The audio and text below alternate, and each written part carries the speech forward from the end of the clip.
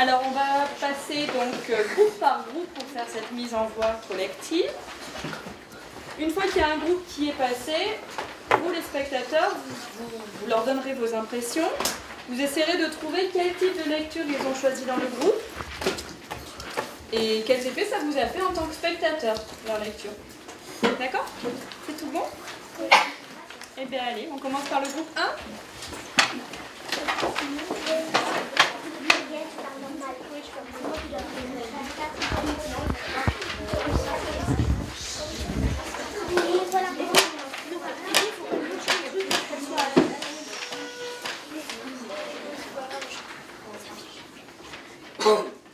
Le lendemain, elle était... J'ai pas lancé la carte.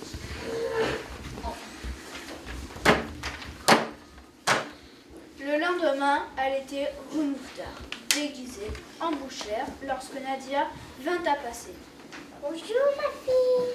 Petite fille, Tu veux de la viande?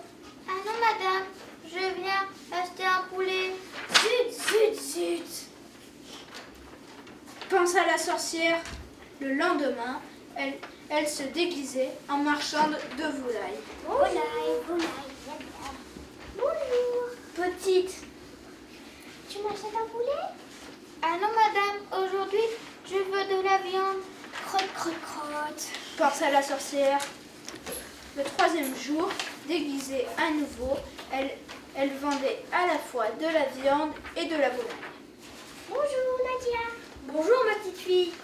Qu'est-ce que tu veux? Tu vois, aujourd'hui je vends du lait, De tout. du bœuf, du mouton, du poulet, du lapin.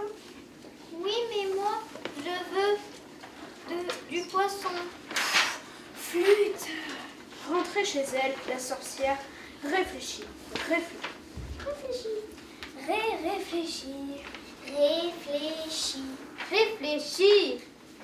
Puis elle eut une nouvelle idée.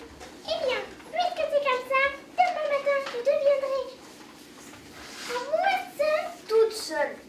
Toutes les marchands de la rue Mouffetard.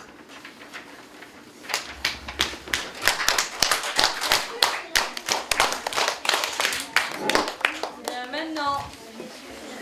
Non, après. Si vous avez des choses à dire sur ce groupe, quels effets ça vous a produit là d'écouter cette lecture?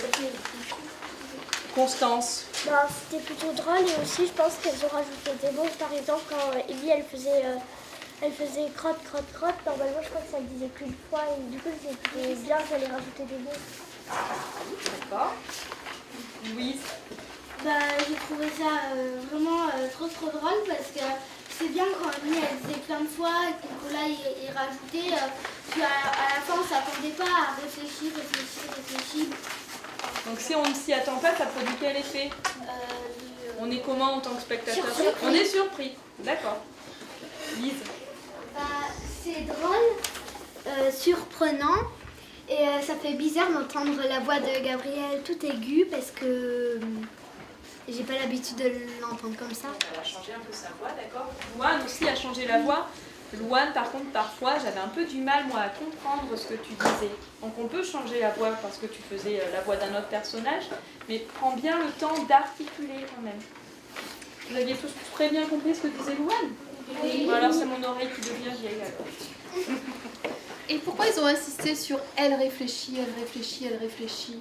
Pourquoi est-ce qu'ils ont insisté là-dessus? Oui, mais pourquoi est-ce qu'elle réfléchit longtemps? Mélissa. Pourquoi elle est comment cette sorcière? Pourquoi elle a besoin de réfléchir beaucoup cette sorcière? Oui. Parce qu'elle est vieille et qu'elle réfléchit un peu moins. Enfin, Pour essayer de bien réfléchir pour rattraper Nadia. Elle a justement des difficultés, donc elle cherche toutes les solutions. C'est bon? On passe au deuxième groupe? Lucas.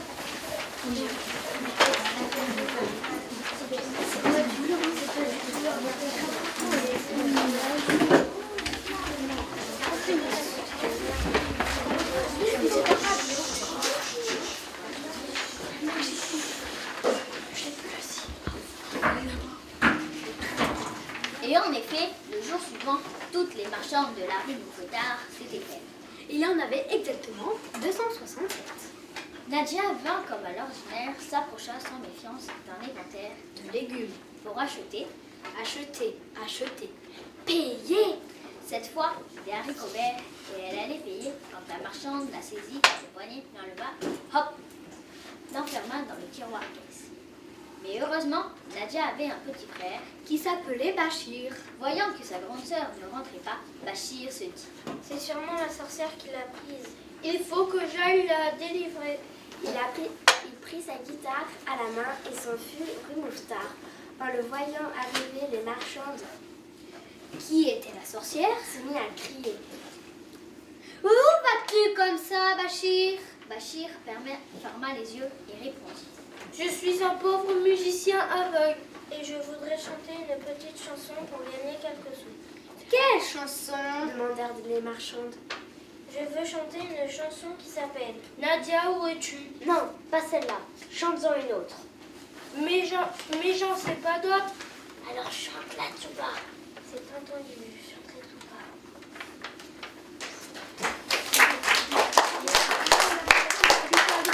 Restez là, on va discuter de votre travail. Bien alors, quels effets vous avez eus? Qu'est-ce que vous voudriez dire à ce groupe? Louane. Bah, c'était bien, sauf que Lucie, elle disait beaucoup plus de choses que les autres. Vous êtes déséquilibré dans le partage. Oui. Bah oui, par exemple, il a pas dit beaucoup de choses par rapport à... Alors là, c'est sur le travail de groupe, là, alors. Il faut peut-être répartir les rôles un petit peu différemment. Ou alors, comment on pourrait faire pour que d'autres élèves participent plus, justement? Faire des lectures en chœur, par exemple. On aurait pu mettre plusieurs élèves sur un même personnage. Qu'est-ce qu'on pourrait rajouter encore? Gabriel. Lise au lieu qu'elle dise que un petit peu de choses, qu'elle prenne un peu d'avance et que les autres aussi prennent un peu d'avance, rajoutent plus de trucs à relire. Je veux dire sur le partage des rôles? Oui. Oui, mais ça, on vient de dire que justement, on peut faire de différentes façons pour répartir les rôles. Mais en tant que spectateur, quelle émotion, quel sentiment vous avez reçu? Est-ce que ça vous a fait rire? Est-ce que ça vous a fait peur? Là, il y en a certains que j'ai pas entendu du tout, là, les enfants. Nicolas, oui. Je trouve que c'était un peu drôle parce que Lise, elle disait... elle rajoutait des mots quand il y avait un peu d'écho, donc c'était drôle. D'accord. Oui. Bah moi, quelquefois, ça m'a surpris parce que c'était surprenant quand Lucas et Maxence ils faisaient le même personnage mais ils changeaient de voix. C'était surprenant mais c'était bien. Mais tu as compris que c'était le même personnage, oui. Ils avaient le même rôle, ils faisaient le même personnage, oui. Ils se complétaient leurs phrases. Gabriel.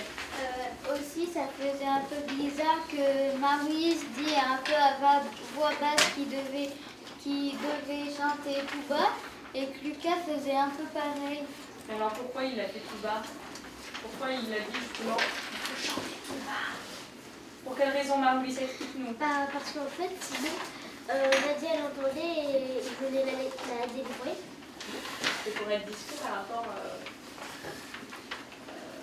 il ne faut pas que la sorcière sache qu'en fait c'est pour délivrer Nadia. D'accord, c'est juste. On passe au groupe suivant. Groupe 3.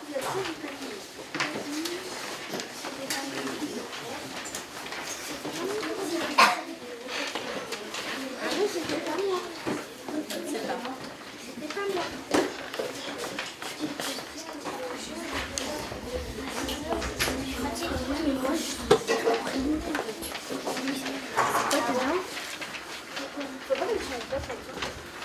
Aussi, comme ça.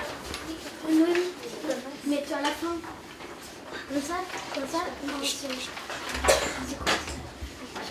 C'est bon? Oui. Vous êtes prêts? Oui.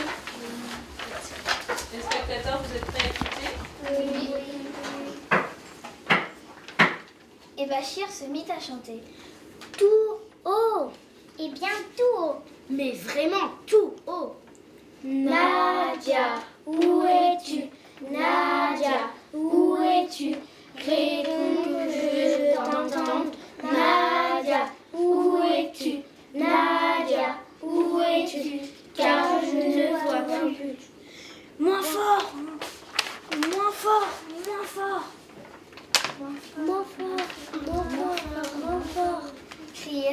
marchande? 267. Eh bien, 267. Il ne faut surtout pas oublier 267. Tu nous casses les oreilles. Casse les oreilles, casse les oreilles, casse les oreilles. Mais Bachir continuait de chanter. Nadia, où es-tu? Nadia, où es-tu? Quand tout à coup, une voix lui répondit. Une petite. Eh bien, une petite. Une toute petite. Bachir, Bachir, délivre-moi ou la sorcière me tuera. En entendant ces mots, Bachir ouvrit les yeux et les 267 marchands sautèrent sur lui. En criant.